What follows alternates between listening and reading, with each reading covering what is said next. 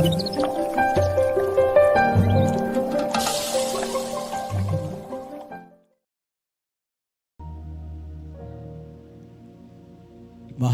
మహోన్నతుడైన యేసయ్య ఘనమైన నామములో మీ అందరికి కూడా ఉదయపూర్వకమైన వందనాలు తెలియజేస్తూ ఈరోజు దేవుని వాక్యాన్ని చదువుదాం.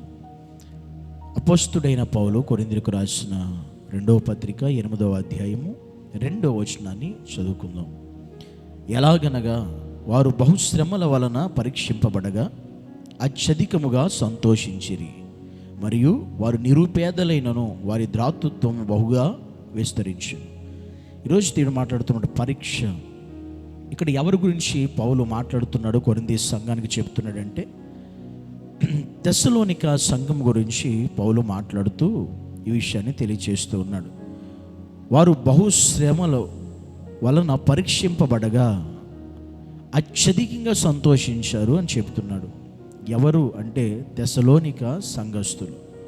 వారంట దేవునిలో ఉన్నప్పుడు బహుశ్రమల పాలైపోయిన, బహుశ్రమల ద్వారా పరీక్షింపబడితే ఆ పరీక్షలో కూడా వారు ఎలా ఉన్నారంటే అత్యధికమైన సంతోషం కలిగి ఉన్నారంట.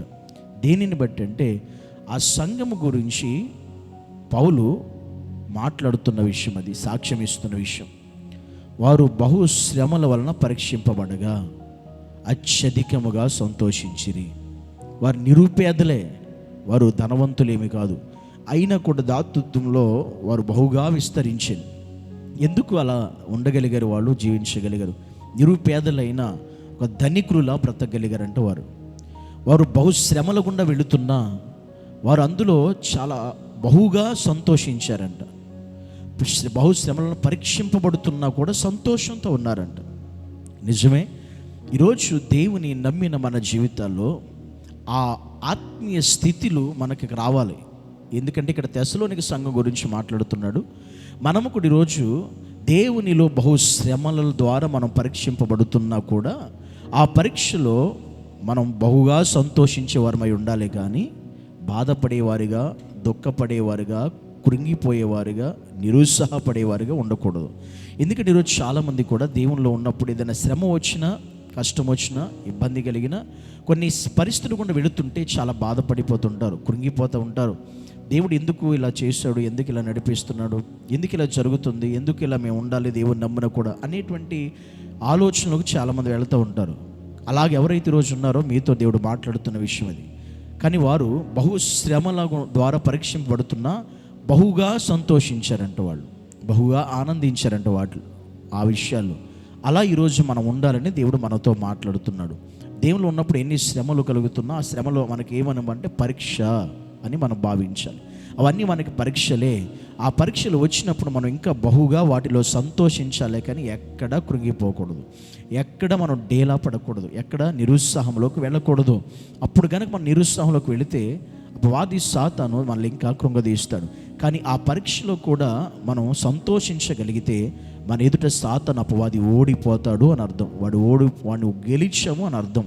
కానీ ఎప్పుడైతే మనం ఆ శ్రమలో, ఆ బహుశ్రమల పరీక్ష టైంలో మనం ఎప్పుడైతే గనుక్కుంటామో దేవునికి వేరుగా మాట్లాడతామో మనం ఓడిపోమో, సాతాను గెలిచాడని అర్థం. కానీ మనం కనుక ఆ బహుశ్రమలలో పరీక్షించబడితే, పరీక్షలో నిలబడితే, ఆ ఎంత శ్రమ పెడుతున్నా మనం మాత్రం సంతోషంతో దేవుళ్ళ ముందు కొనసాగలిగితే సాతాను పైన జయాన్ని మనం పొందుకున్నట్టు లెక్క. ఇలాంటి స్థితి తెస్సలోనిక సంఘం కలుగున్నారు. వారి గురించి కొరింథీ సంఘంతో పౌలు మాట్లాడుతూ వచ్చాడు. కానీ ఈరోజు అలాగే ఈ సంఘం కూడా ఉండాలని, మనం కూడా ఈరోజు నీవు, నీ కుటుంబం కూడా అలాగా బహుశ్రమల అనే పరీక్షల గుండా వెళుతున్నారేమో, అవి నిన్ను చాలా బాధిస్తున్నాయేమో, బాధ పెడుతున్నాయేమో, నీ మనసును కొనగదీస్తున్నాయేమో. అలా ఉంటున్నా కూడా నువ్వేం చేయాలంటే బహుగా సంతోషించాలి. అప్పుడు నీకు ఉన్నతమైనటువంటి కృప దేవుడు అనుగ్రహిస్తాడు. అంతకంటే ఉన్నతమైన శ్రేష్టమైనటువంటి స్థితి, ఆ పరిస్థితిలోనికి దేవుడు నేను నడిపిస్తాడు. కనుక మనం కూడా తెస్సలోనిక సంఘము వలె బహుశ్రమల కాలంలో కూడా, ఆ పరీక్షలో కూడా మనం సంతోషించేటువంటి స్థితి కలిగి మనం ఉండాలి, అలా బ్రతకాలి. ఆ విధమైనటువంటి జీవితాలు దేవుడు మనకి దయచేయునుగాక. ఆమేన్. పరిశుద్ధుడైన తండ్రి, నీకు వందనాలు యేసయ్య. ఈరోజు నీ సన్నిధిలో మేము కూడా ఒక తెస్సలోనిక సంఘం వలెనైనా వారు బహు శ్రమల ద్వారా పరీక్షింపబడ్డారని వాక్యం చెబుతుంది. అయినా వాటిలో వారు బహుగా సంతోషించారని వాక్యం చెబుతుంది. మేము కూడా ఈరోజు నీలో ఉన్నప్పుడు ఎన్ని శ్రమలు వచ్చినా వాటిలో మేము సంతోషించే వారిగా ఉండి నీ చిత్తాన్ని జరిగించడం ఒక నేర్పించమని యేసయ్య నామమును బట్టి ప్రార్థించి అడిగి వేడుకుంటున్నాము పరమ తండ్రి. ఆమేన్.